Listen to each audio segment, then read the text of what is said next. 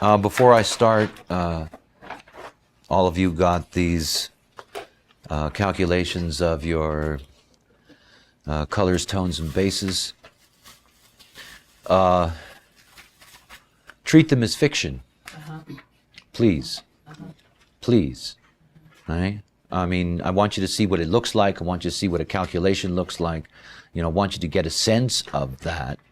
But at the same time, I want you to treat it as fiction, because you really, unless you really know that you have accurate time, don't look at anything other than the color. Now, the color that you have there, that color is going to be very important for you, and those of you that are going to be participating in the color course, that's something you're going to find fascinating, because it's going to take you to a level that you can really have contact with, that's very important in the work that we do at the deepest level of design. In other words, there's tremendous therapeutic value, if I can use that kind of terminology, for being able to understand the motivations, the basic motivations, what colors each of the lines that we have. So when you're looking at the color there, that color is going to be very significant for you. It's probably going to be accurate if you have reasonably good time. If you think you have excellent time, you can probably feel pretty comfortable about your tone.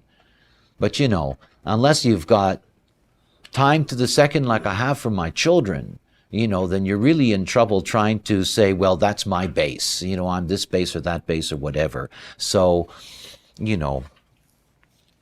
nonetheless, you'll still run around saying I'm a first base, second. But however, treat it as a fiction. It's a good fiction. Good fiction.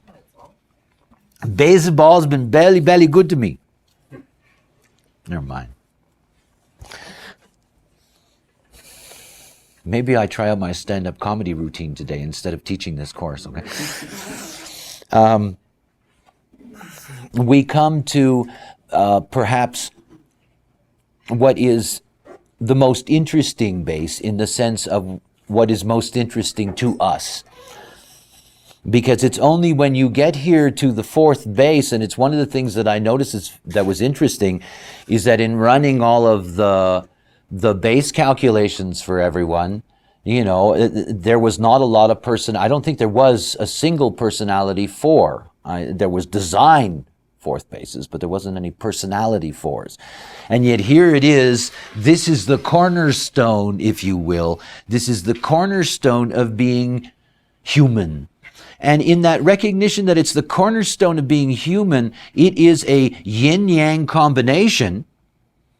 Remember, we've looked at the yin-yin now, the third base, and here what we're looking at is the yin-yang. In other words, what we're looking at here is where the yin carries its power to meet the yang. It's in this combination here. And this is the combination that, in the old language of the I Ching, the yang-yang was the father and the yin-yin is the mother. The yang-yin's the eldest son and the yin-yang is the eldest daughter.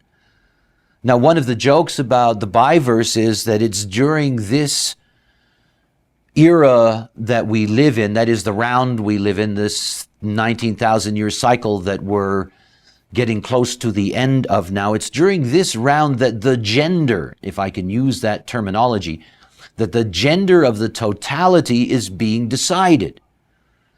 Now, the fact is that, I'm sorry guys, but it's going to be a girl.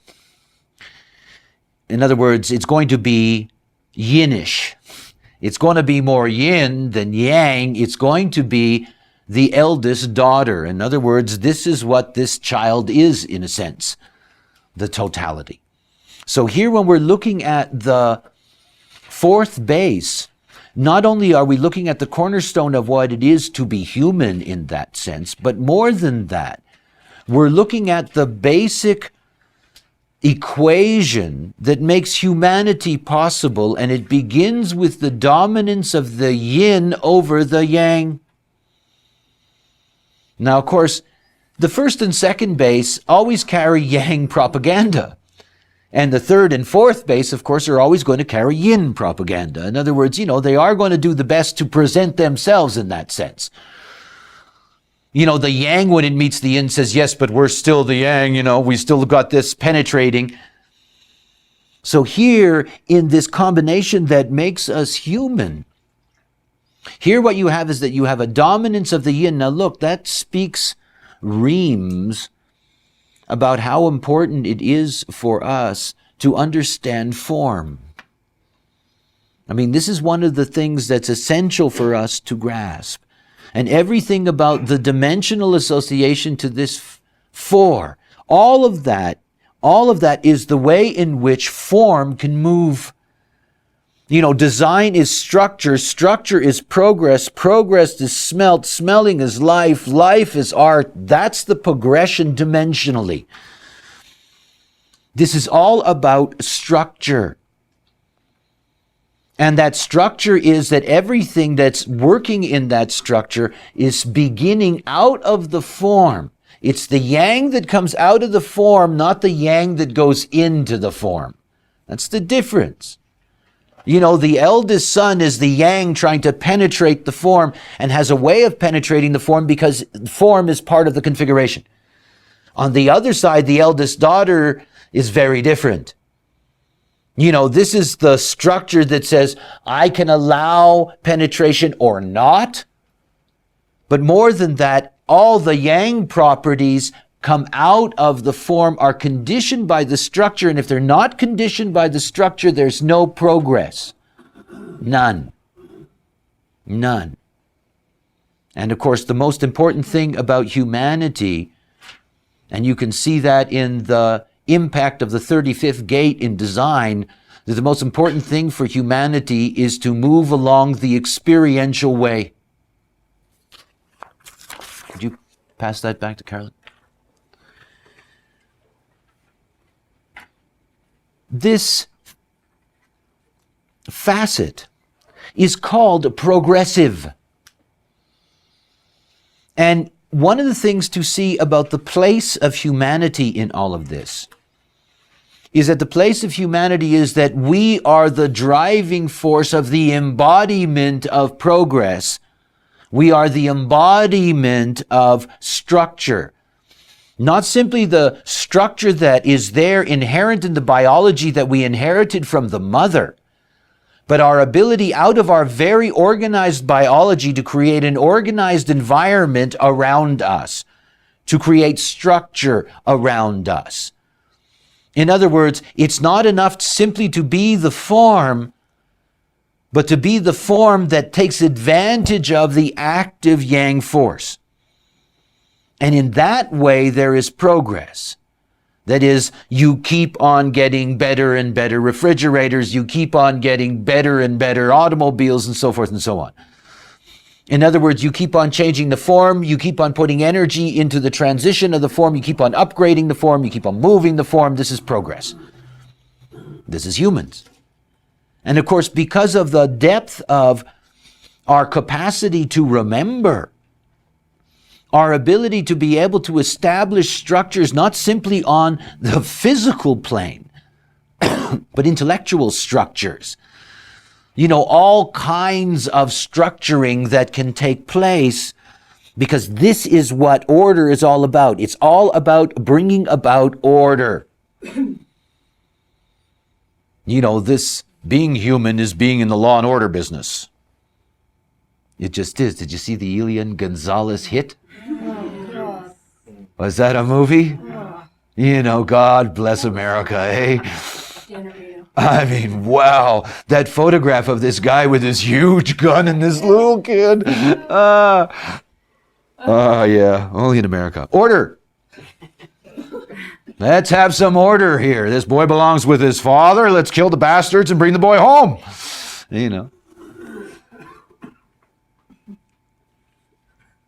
See, human beings are endowed with this dimensional imperative to organize and order in order to be able to progress. It's just what we're about. And of course, that ordering can lead to all kinds of things. It can lead to the imposition of all kinds of limitations, punishment, restrictions, you name it. All of that is a byproduct of progress. I mean, progress. You know, in the name of progress, Stalin killed about 12 million Ukrainians who were farm owners. In the name of order, you know, out of that chaos, he could create one farm, you know, that was going to make all kinds of success and growing things and whatever. Order can be very frightening. But human beings, on the other hand, it is out of this order that everything is possible for us. Remember something. We are here to manipulate life. That's really something. You know, we are here to take the very power of the mythic gods that we have worshipped and become them. That's kind of spooky. You know, because that's what we're all about. We're here to create, recreate, manipulate life. This is our body, after all. It's all relative. We're here to be able to use our body. We're here to be able to know how our body operates and to be able to instruct that body. Remember, all the crystal consciousness that is part of our solar system. This crystal consciousness is the design crystal of the totality.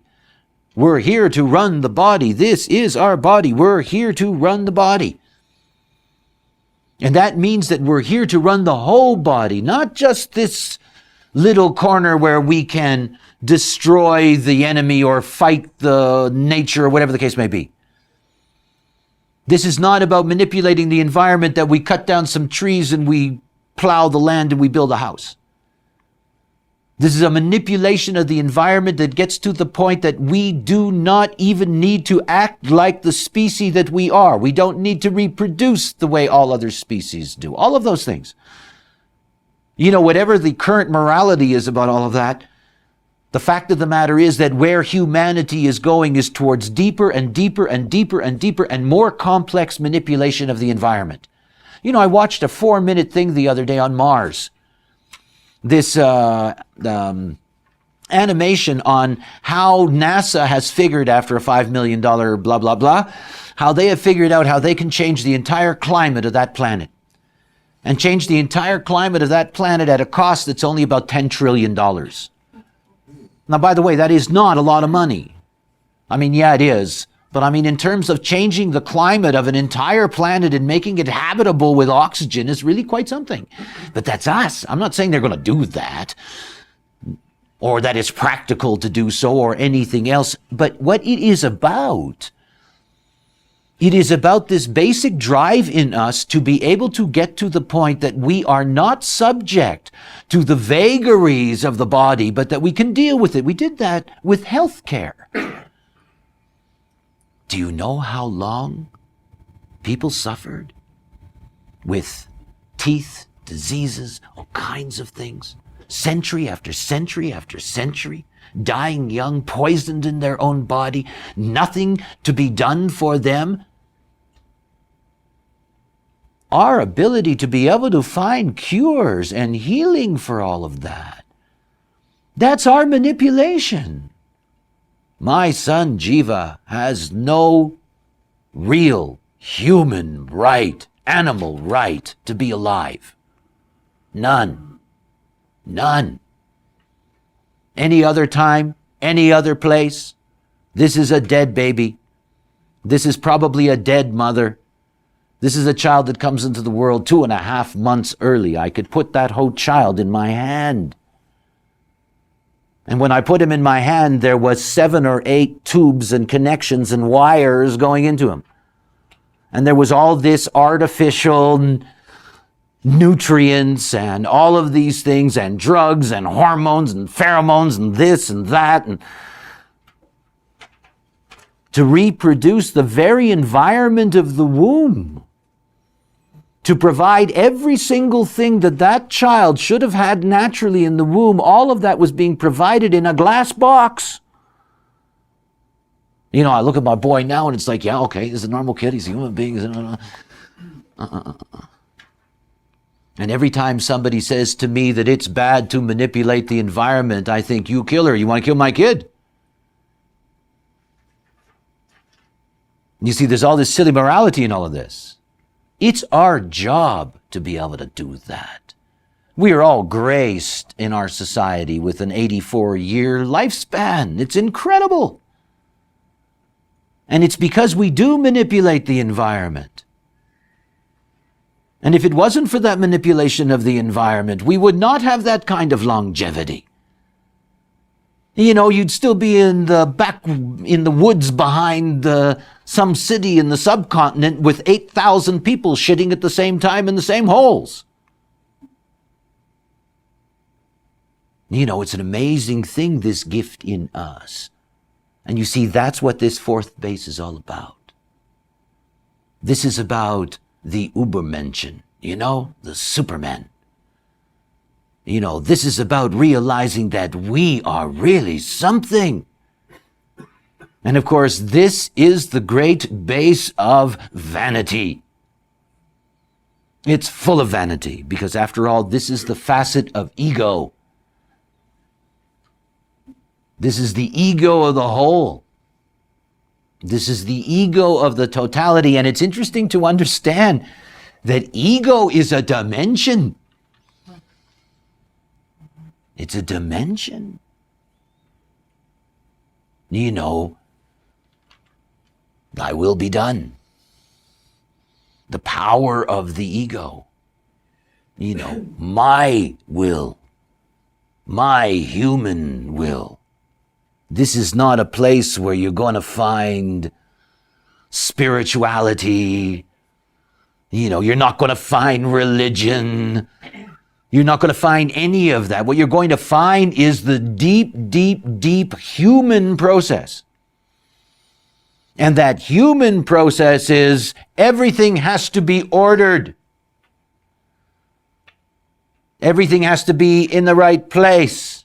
Everybody has to be organized. And we're the best. We're human. We're better than all of them. We've been able to kill them all, control them all, beat them all, feed off of them, use them, abuse them. This is the base that says, I'm at the top. I'm at the top of the food chain, baby. And we have to get there. You see, human beings were not meant to be symbiotic. You know, this is the whole thing. You got all these people that got this natural trip, eh? The New Age is full of people with their natural trip. Let's be like the American Indian. Let's all be back there down on the range, living as one with nature. I mean, yeah, sure, we've sentimentalized that, propagandized that, we've turned it into a beautiful story, blah, blah, blah, all of that stuff. Nature knows that we don't belong there. I mean, nature's afraid of us. I mean, it is, after all. With good reason is right. We're a terrifying lot. We don't fit into all of that. You know, watch somebody build a house in America, and you really understand that. We don't fit into that. That's not what being human is. Being human is being above everything. We are in God's image. It says in the damn book of Revelations that if you're a dog, you don't get into heaven. Where's your pulpit? It's right there. It says if you're a dog, you don't get into heaven. Pisses me off. Why don't dogs get into heaven? It's the fourth base. We are the ones that are great. We're the best. It's so funny. And you see, it's our truth after all, folks. You know, the ant gets in the way and we step on it, and, you know, we got our spray cans. And I mean, see, being human is not about fitting in to the rest of nature. It's about transcending it. After all, in the end, what we have is zoos. We have botanical zoos. You know, our little gardens, our little imported plants that we stick in the corner of the house. You know, we have our animal zoos so that we can remember what lived here on this planet. But we don't belong to any of that. I've lived in nature a long time. I've lived in the country a long time. I watch how other species deal with each other, how the lizard deals with the cat, and so forth and so on. You know, they've all got their place in a common ground there. And then there's these bizarre humans. And they're totally different. You know, my struggle against vanity is a joke. You know, that's my Don Quixote game. You know, I tell everybody, get rid of your vanity. To be human is to be built on vanity. It's all vanity. The only advantage we have in the recognition of that, it's 1/5 of the mechanical process and gets integrated into the rest. But we cannot escape that. And by the way, when I say these things, I'm not against us being at the top of the food chain. I have no problem with humanity's vanity in the sense that it's ready to challenge nature itself, life itself, creativity itself, all of that. Because I know that's the natural place for it to go. It doesn't mean that as it's going there along the way that that's something to really appreciate or enjoy, because so much of it is so ugly. That we are designed to dominate, manipulate, and control, to bring order. I mean, look at a farm. You know, just about every place you look, other than those places where it's just not possible to do so, not only have we ordered our own personal environments, but we ordered the nature around us. You know, it's like taking a drive through Switzerland. It's frightening. It's frightening. I mean, the forests are groomed.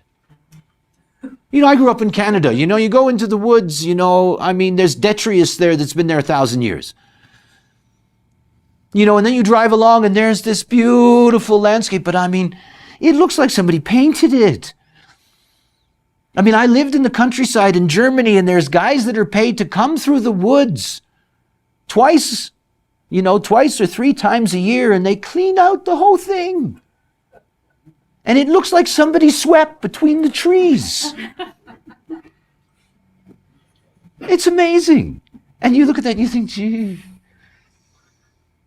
you know, that's our job. We order everything. We put everything in its proper context. We give everything its name, after all. It's us that's making something out of these anythings. We call it this and we call it that and we name it this, and then we say, okay, you got this name, you go in this box. And you have this name, you go in that box. You know, the biological and the botany people and all these people, they're going nuts now, eh? Because they all have to rename everything because the names don't work anymore. So now everything has to be coded genetically. You know, so they have to change all of these classifications of all of these creatures. I mean, that's us. To put them all into their order so that we know where everything is. And by doing so, we automatically have superiority. Instantly. You know, that's how, you know, the police and all of these different kinds of enforcement agencies operate. They control you, and by controlling you, the moment that they control you, that's the moment they can manipulate you. That's us. We're always doing it. We've always been doing it, and we're going to do it forever. The fourth base isn't going to go away. It isn't going to be human anymore. It's going to go through a transition within itself, a mutation that's going to take place. But the quality of that, in other words, the ability to be able to find self, this is the biggest joke of this base. After all, this is where self is. It's not simply a facet of ego, but this is where the self is. That is the concept of human self. You know, that is something that is very, very, very strange. This human identification, with itself, with the self. One of the things that we saw in looking at the yin-yin is we saw the importance of being able to get resources in order to be able to have security, and at least to be able to have security in 7-year cycles. And remember, here we're still dealing with what is a yin force in the sense that it is a yin dominating force. And resources here are very, very important. But the resources here are different. Human resources are designed to be available through other agencies. In other words, we're here to get our resources by manipulating other forces. You can see that, for example, how that was finally extended into the very human family itself in what we've come to call slavery. In other words, the human is actually designed to have everything else do its work for it. Think about that. It's not that we have not started to approach that. We have. Automation is an example. Automation is the classic example of human beings finding a way to manipulate the environment so that they don't have to do the work that something else does. That instead of having factories full of people, that you have all these funny robots that are going back and forth and doing their business. Again, it is part of what it is to be human to take advantage of any lower form, in order to gain resources from it. The plundering of the New World by Europeans. In other words, that all of these traits that are there to bring us to the point of our superiority in that sense also bring obviously all kinds of negative consequences historically in the way in which we operate. That it's always going to be there as a part of us, that we are always going to be involved in making sure that we can control everything. What do you think our curiosity points us towards? Why do you think we want to know what the genome is? You think we want to know that just because it's fun to know? I mean, people, if anybody thinks that that's pure science, they're nuts. This is the greatest manipulation program that's ever been attempted by humanity. We have thousands and thousands and thousands and thousands of scientists that are all working so that we can figure out how to manipulate our own genetic code. This is what we're about. Do not be afraid. You see, the yin is darkness. It is the forces of darkness. It's not the forces of light. And if you take away the morality of light and darkness, the one thing to understand is that the forces of darkness, that these are heavy physical forces. My experience with the voice was a heavy physical experience. It wasn't light. It's form. It's not about whether that's good or bad or whatever. But it's about understanding the intensity of that. This is the blackest base. The mother generates life, and that life can be anything. It can be life of light and light of darkness and all of those things. But it is the eldest daughter. It is here in this fourth base that the real horror of the yang can emerge. Out of the organizing of the yin. Gas chambers. Incredibly well organized. Just a way to be progressive. We get rid of the lower forms because the lower forms get in the way so that we can continue to become supermen. We find that kind of dialogue frightening. Today, it would be terribly politically incorrect for anyone to talk about creating superhumans at the expense of other life forms. And people wouldn't like that.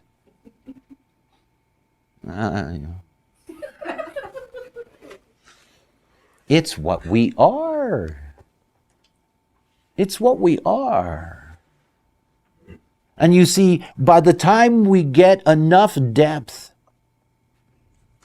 we're going to be able to have the opportunity to turn the power of that outward, not against each other, but in terms of our ability to be able to manipulate our environment. Because if we don't get down to that, that's the big job, is to manipulate our environment and ultimately to be able to manipulate the entire form. That's what we're here for.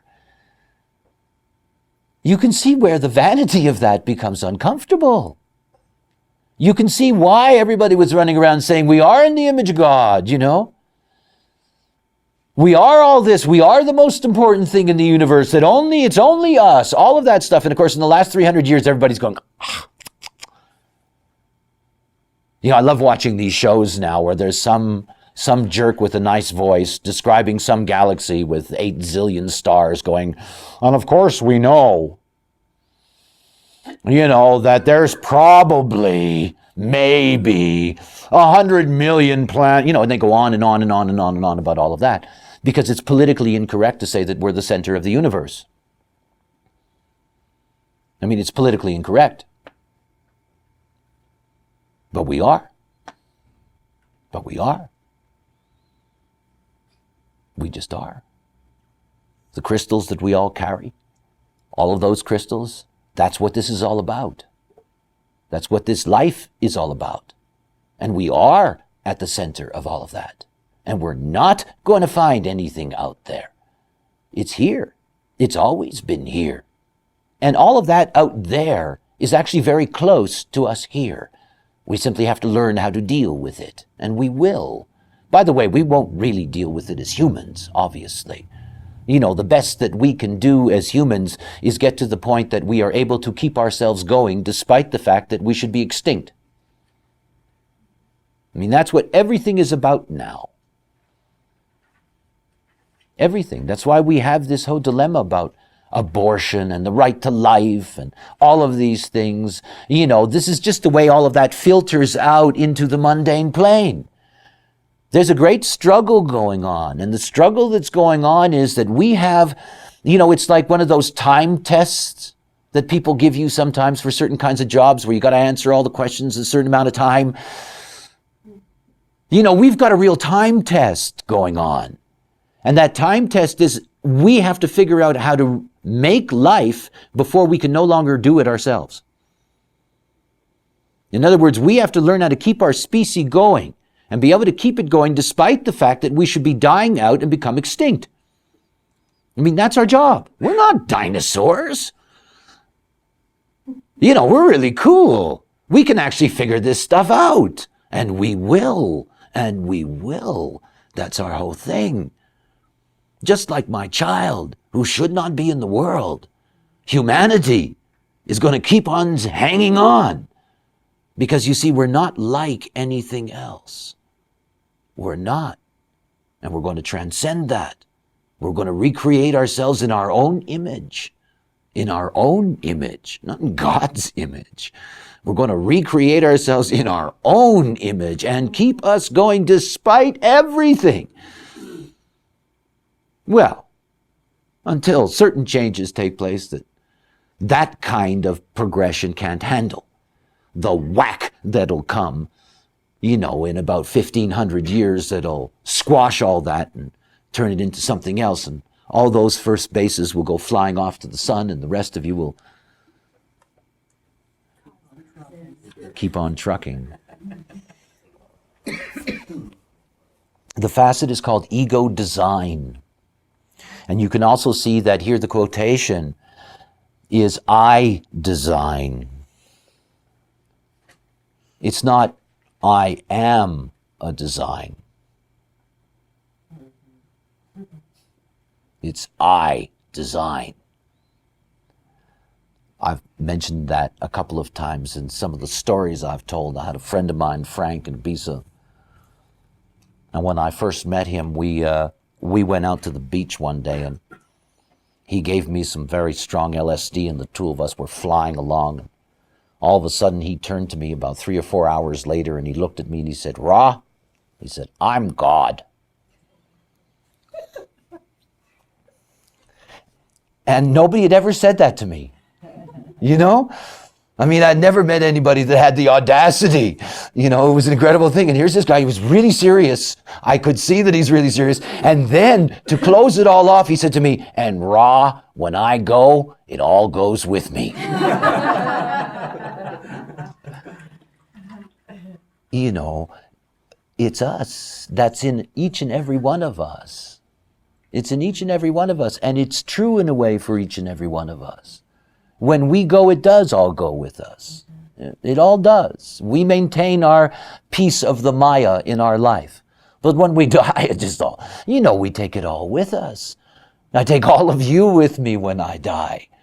You know, it's just the way that it works. It's part of the joke. But that we are godly. You see, we never would have had messengers on this planet who claimed to have been able to actually handle the power of the gods and the forces, unless we were just like them.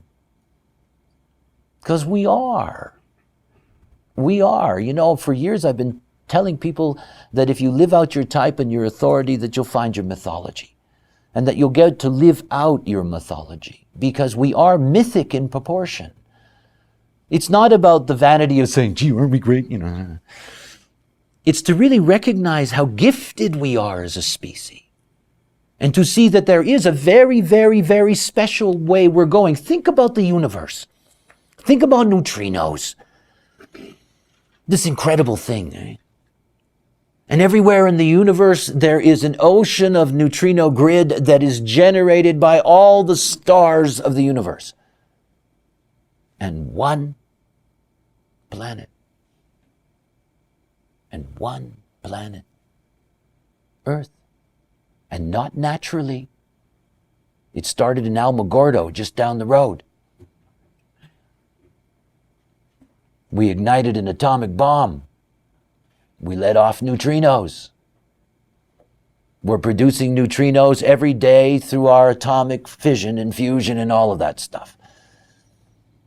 And these atomic plants, they're all producing neutrinos. Think about what that actually means. The whole universe is being programmed by a stellar field. It's being programmed by the neutrino production of the stellar field. And all of that is a set mechanism moving in the formula. And then there's us. And all of a sudden, out of nowhere, here we are, we're putting out our own information. We're not processing neutrinos. Please understand that. That's not processing them. It's not having the neutrino from a star come through you, changed by you, out through you, so that you change the quality of it going out. That's filtering. We as a species, we're putting out our own neutrino stuff, independent of those stellar fields, independent of our own sun. See, we are different. We're already beginning to program the whole directly. Imagine what it's going to be like when human beings figure out, and they will, how information is stored in neutrino streaming. And they will. And these atomic facilities that we have, they may never again be used for heat, to generate electricity. They'll generate neutrino information. And they'll put that neutrino information out into space at nearly the speed of light in every possible direction. You see, that's a very different movie. That's us. That's our job. We're going to do all of that. We're going to figure out how all of that works. We're here to order it all. That's our job. Bring all of this together. So it's not, I am a design. It isn't. You see, that's the basic resistance that we all meet in a human being. I design. It's up to me. I do it. I make it happen. I'm God. It's my universe. People used to say to me, that they had a choice, and I would say to them, gee, I never met God before. It was my joke. This is all built into what it is to be human. I design it. I make it happen. I control it. I manipulate it. I bring the progress. It's me. Being human. Where is the yin in that? This is the whole point. Look, the yin is the pure yin, nothing more. But the moment that you get to the eldest daughter, the moment you get to this combination of the yin yang, what this is that the yang working through the yin. Remember, on the yang side, it's the yang going into the yin and trying to penetrate the yin. But here on the yin side, it's the yin taking advantage of the yang, using the yang energy as it goes out, and using the yang energy to bring about the progression in form. That's why it can be so powerful. And remember, this is the great power of what the being that is going to be the result of this whole evolution, that's going to be its great power. This is going to be a great form that's going to be able to use yang energy and take advantage of it. Remember that the yang here is under control of the yin. It has to operate through the form that the yin provides. So the yang is there, but it's being controlled in that sense by the yin force. And this again is where we have this sense of darkness. It is on the yang side, the eldest son is the one that always claims that they speak to God the Father. They're the ones that say, hey, look, let me fuck you. Let me put my light in you. They're trying to control the yin. They're trying to penetrate the yin. They're trying to change the form. They're trying to penetrate the form. On this side, it's very different. On this side, the yin has the control of the yang and is using that energy to get things done. Not simply to sit still as the form principle, but to be the form principle in action. In action, moving. The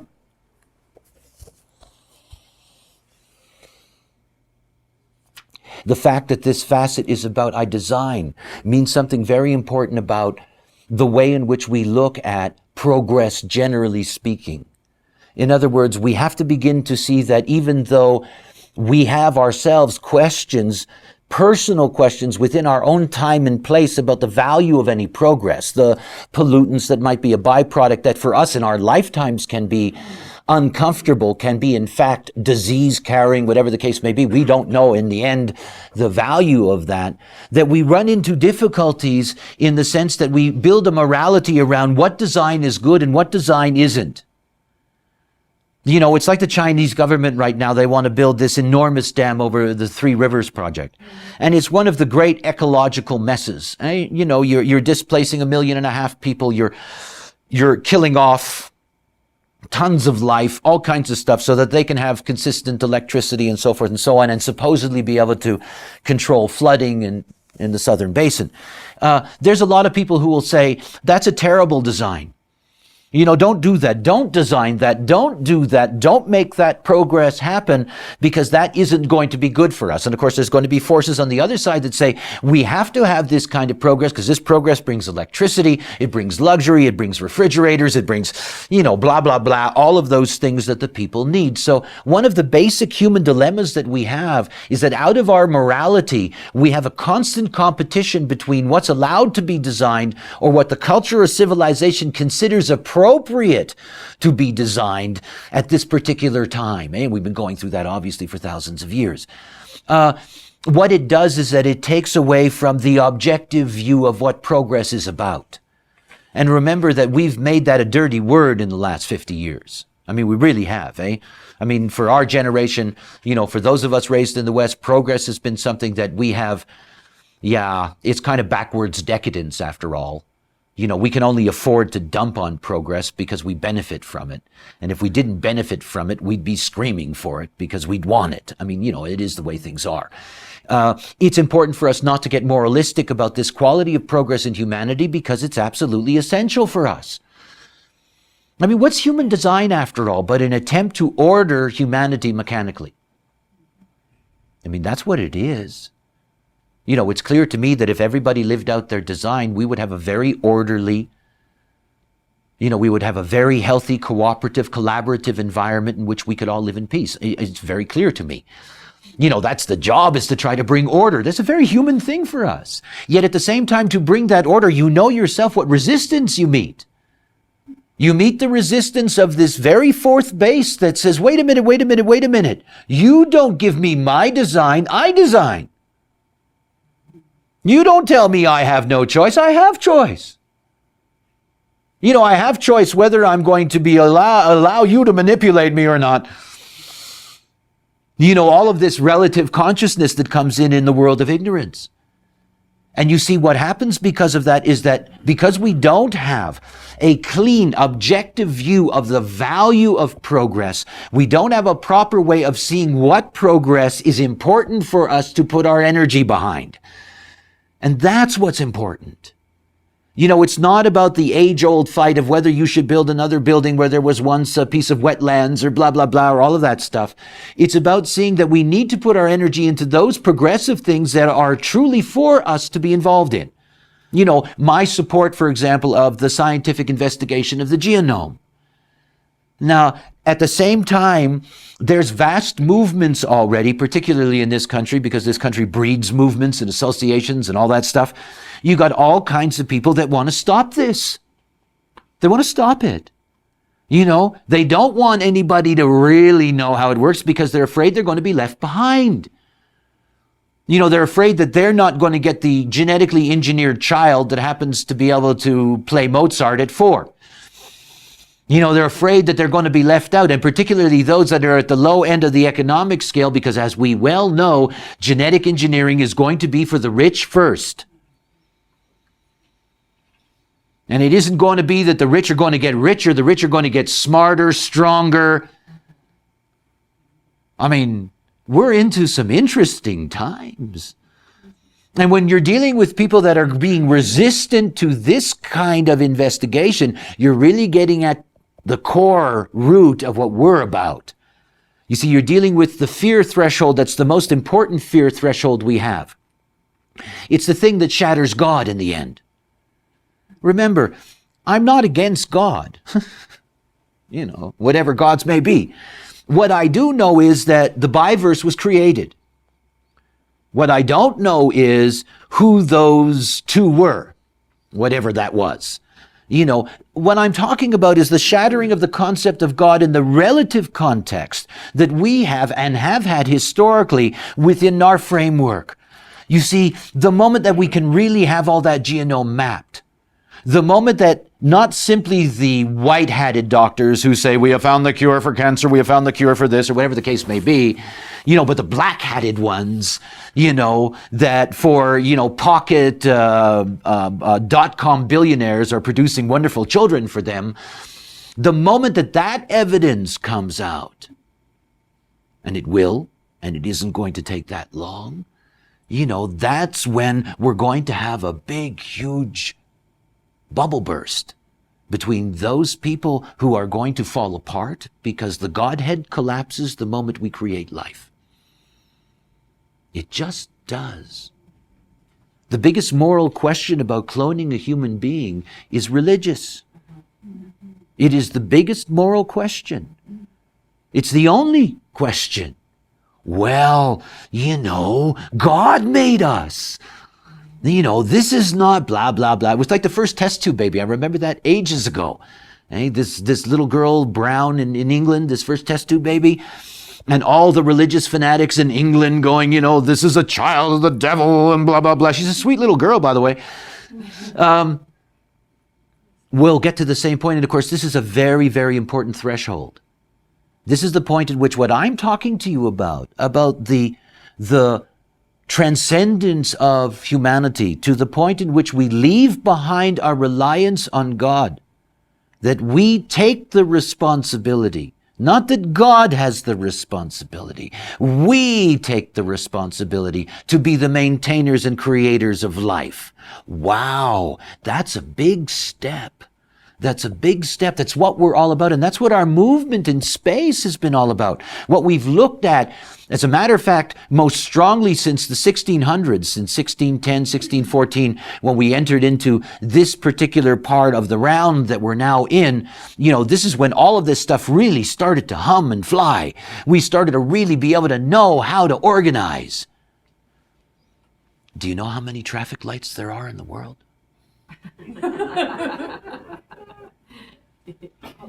Oh, it's really incredible. There weren't any 100 years ago. There were none.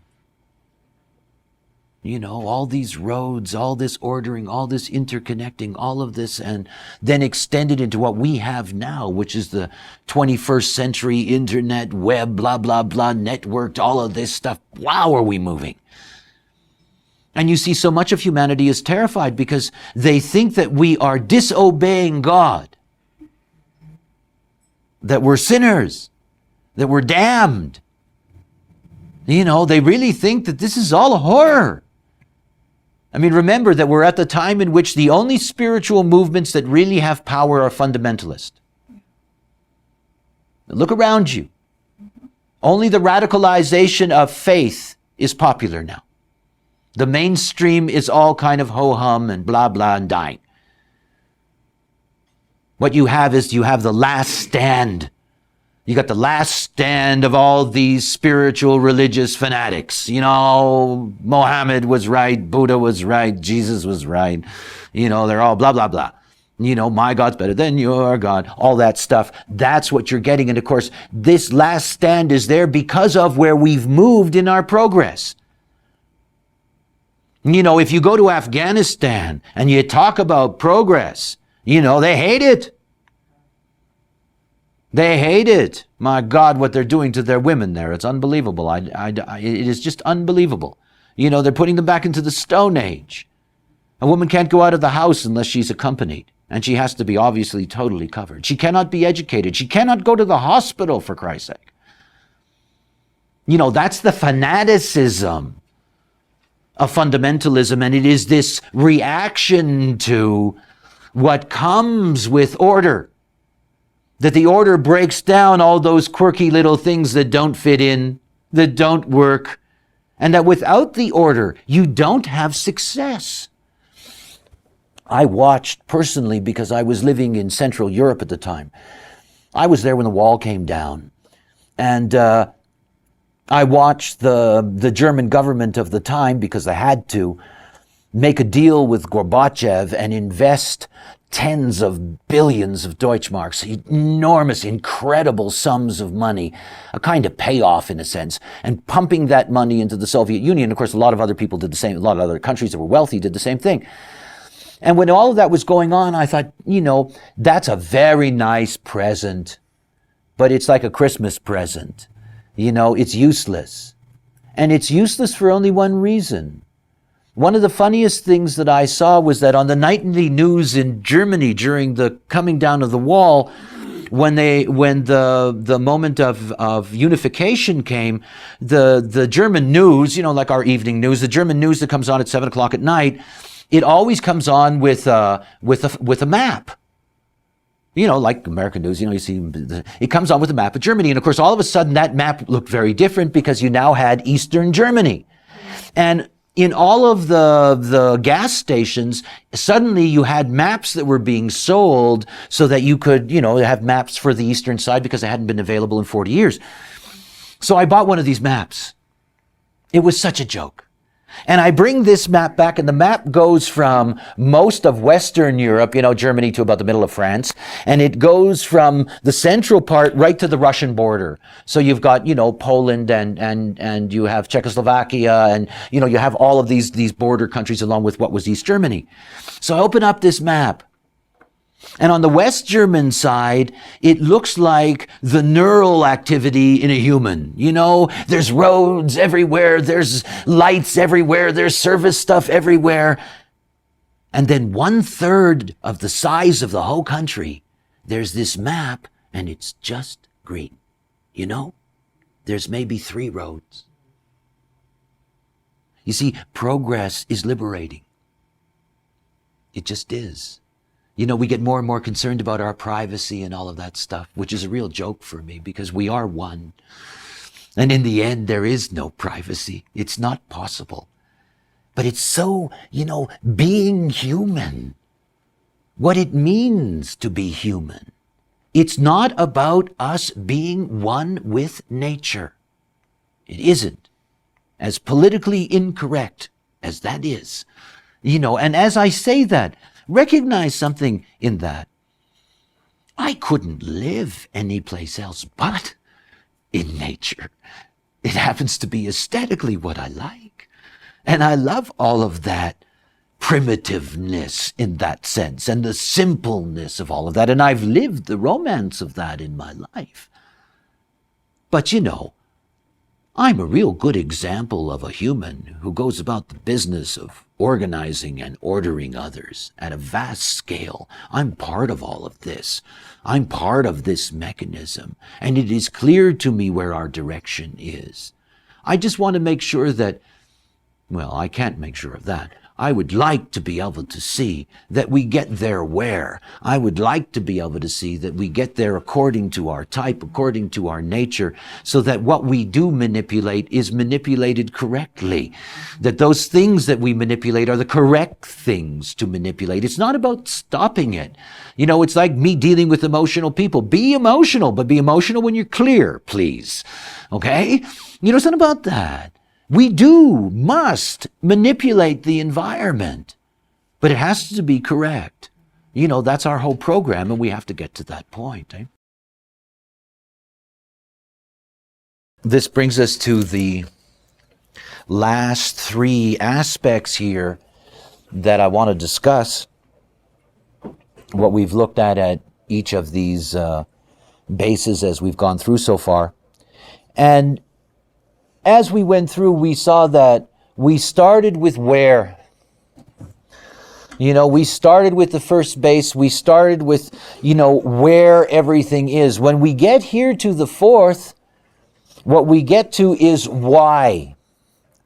It's one of the reasons in my discussion about the correctness of manipulation, because it is our role to manipulate, that it's very important that we know why we're doing that manipulation. Why is very, very, very important to humanity. For years I had a joke. I love word games, anagrams, all these silly things. And my name for Earth was Why Planet. It was a great no-choice pun, why planet, don't plan it, But this is why planet, because everybody asks why. Aside from why planet, don't get into planning things because the plan is there. This is why. Why is the sky blue? If you have a child, you know that one of the first intellectual moments of their life is the phase they go through when they ask you why about everything. Everything. To the point at which you're ready to go totally stark raving mad. Not only that, but it's often embarrassing that they ask you things that you really don't know. Children continually ask their parents why the sky is blue, and they really don't know.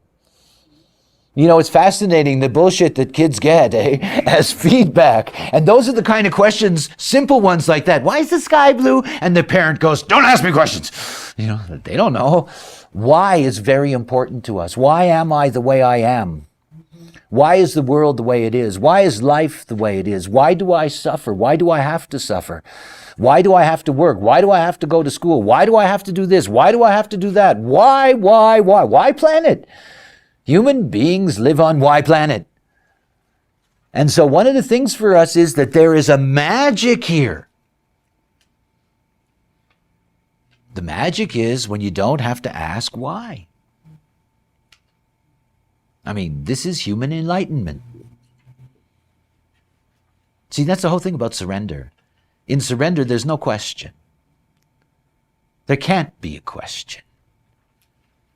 I can't say to the gods, why me? They'd beat me up, hurt me if I did that. It's foolish. In surrender, there is no why. There just is. Just is. That's justice. Just is. That's what everything is. And you cannot get to the point of just is until you know essential answers to the human questions of why. Why am I here in the world? And why am I the person that I am? And why do I act the way that I do? And why do I have this kind of life rather than that or the other or whatever? That's us. Why? And of course, those whys become really incredible. Because in exploring and seeking out those answers, we get deeper and deeper and deeper and deeper control and order in the way in which we operate in the world, and greater opportunities to be able to manipulate. This why is an incredible thing, and we're born with this why. And one of the things you'll notice about the way in which we've evolved in our civilization is that today you get rewarded for your answer. Now, that was not always true. Not only wasn't it always true, but most people didn't even know there was a question around. Because there was no generalized education, there was no generalized intellectual development of humanity as a whole. It only belonged to certain classes at the top. That you see this whole pursuit of why, this is what it's all about. And when you get to that point, design. See, design can't answer all the questions for you. It doesn't have to. It's not important. I always have this process. I always remind you of it, that whenever I'm teaching the minutiae of human design, there's always a part of me that's under stress because I know it moves people further and further and further away from the basic truth of what human design is, which is type. There isn't anything else to start with. The fact that, there is a cadre of students who are well educated and know all of this stuff, it's all very nice. But we have a vast, unwashed humanity who doesn't know anything about it and will never have either the patience, the talent, the interest, the openness that you have to explore new knowledge. These are people that are caught up in the essence of their lives and caught up with the vanity of they being the designers. And it's essential for us to see that because we have the privilege of this knowledge, that our work is not about the deep, other than for our own personal development. It's about using the privilege of being in the geometry of receiving this knowledge to get it to other people. And I don't care how you get it there. Whether you get it there as a professional who professionally takes somebody through what is a correct analysis, or whether you're just a friend that says, look, this is your type, do something about it. It doesn't matter. It's about getting that information out to people, because that's what it's all about. You see, the why that human design answers is the most important why we have. And it's the only one that matters. Why am I the way I am? Nobody's comfortable with themselves out there. Nobody. And nobody has the answer to that. Nobody. That's the beauty of this knowledge. It says to you, this is why you are the way you are. And this is what's part of the way you are the way you are. And this is how it works. And this is what's not the way you are. It's so simple. And you see, that question's the main bug. All the other stuff is just intellectual pursuit. It's part of us needing to get down to the minutiae. After all, I'm teaching you this so the science is recorded and has a basis. The minutiae down here, you want to play black magician down here at the base level? Boy, can you ever. It's all about manipulation in the end. All knowledge is that. I used to have people come up to me in the first years of human design and say, this is dangerous knowledge. What knowledge isn't dangerous? It's all dangerous. Ignorance makes everything dangerous. Continually. But you see, that one answer, it's at the core, because that one answer heals the dilemma of this facet. It heals the ego.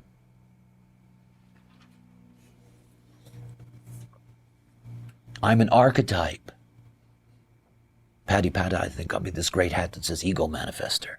You know, it's me. I'm a pure archetype of the ego. Not only that, I have my ego being activated by an Aryan sun and an Aryan moon. You know, I'm a classic ego manifester. And before I met this knowledge, I lived out the darkest aspects of ego, the darkest aspects of ego. And I know them well. I know them really well. I know how ugly ego and vanity can be. I know how overbearing it can be. I know how uncomfortable it can make people. I know what it can do to them, and I've done it to them over and over and over again. And I know what it is to stand on the false platform of your ego only to sink into the sand. I know all that. But I know something else. In my privilege in this life, I've had 13 years of dealing with my ego as an energy and not as a problem. And as an energy, it's beautiful. It's beautiful. You see, it is our will that matters. In the end, will is a dimensional field. It is the field of ego. And if you think about it in another way, in a larger way, you can imagine that it's here that we get our heart. It's here where we have the stomach to live in the totality. All of those things are here in this fourth base. But this question, why? That's what human design is here to answer. And if you answer that first basic question, why am I the way I am, you have progress.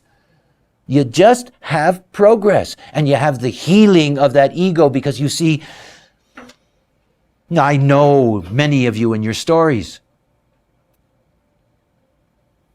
You see, the moment that you meet surrender, everything about you gets clean. Everything. Your enemies forget that you're the enemy. It all changes. Those that rejected you don't even know why they rejected you anymore. It all changes. It's a remarkable thing that happens. And of course, what happens is the recognition inside the individual who can experience that is that, hey, that's not me doing that. I mean, as an ego manifester, people always think that I'm doing stuff. Now I'm busy, but I'm not doing anything. I mean, I'm really not. It's not like I set out to do anything. Everything happens to me, but it happens to me as a manifester. And it looks like I'm initiating everything. It looks like I never wait. It looks like I'm always starting. It's not true. I know that. I know that nothing happens until I move. Nothing. That I manifest because there's nothing else I can do, because I am totally helpless in manifesting. And the 8% of us that are manifestors on this planet know the pain of that. Because you can't stop. You can't do anything about it. And everybody says, it's you. It's you. It's your ego doing that. It's your this, your that, whatever. The healing of the human ego, this is so important. Because I know the beauty of this energy. You see, those of you, I think all of you actually, who had your initial reading with me, that's when you met it. That's when you meet that energy. That's when you meet the pure ego energy that brings initiation. Because that's what it is. If that was a vain ego, no one gets initiated in that. Everybody just suddenly becomes competitive and says, oh, that's not me. No, that's not right. Because that's the reaction to imposed will, is resistance. It has to be clean. It has to be pure. And when that energy is pure, then the will to change and manipulate can be correct. And can be guided by a correct and proper energy.